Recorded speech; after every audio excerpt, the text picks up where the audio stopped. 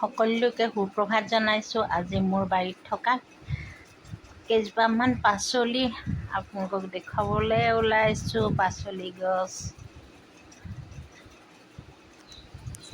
এইজোপা হৈছে পিয়ালি পালেং। মই বস্তাতে ৰুই লৈছোঁ, ইমান ধুনীয়াকৈ হৈছে। ইয়াৰ ৰঙা পুৰৈ দুজোপা আছে, এজোপা ৰঙা এজোপা সেউজীয়া। এইবোৰ বেঙেনা গছ মোৰ বাৰীত থকা এটা দুটা লাগি থাকে। মই এনেকৈ বস্তাতে ৰুই দিছোঁ, বস্তাতে ধুনীয়াকৈ লাগি থাকে, এসাঁজ হৈ থাকে আৰু খাবলৈ। আপোনালোকে মোৰ চেনেলটো চাব, লাইক শ্বেয়াৰ ছাবস্ক্ৰাইব কৰিবলৈ নাপাহৰিব দেই।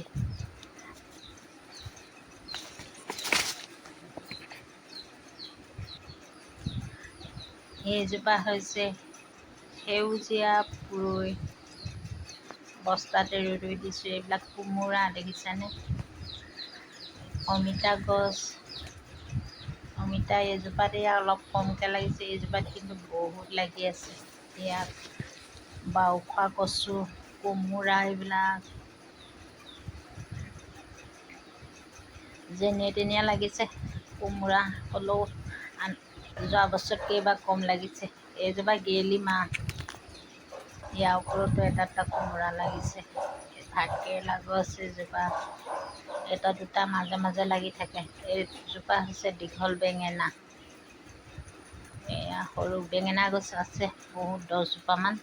তাৰে কেইজোপামান মই কলম দি দিছোঁ ভালকৈ নলগাৰ বাবে, মানে ডালডালত কাটি দি দিছোঁ। এইবিলাক ভোট জলকীয়া গছ আপোনালোকক দেখুৱাইছিলোঁ এটা ভিডিঅ'ত। কেনেকুৱা পালে জনাব দেই মোৰ বাৰীত থকা পাচলিৰ খেতিকণ। ধন্যবাদ।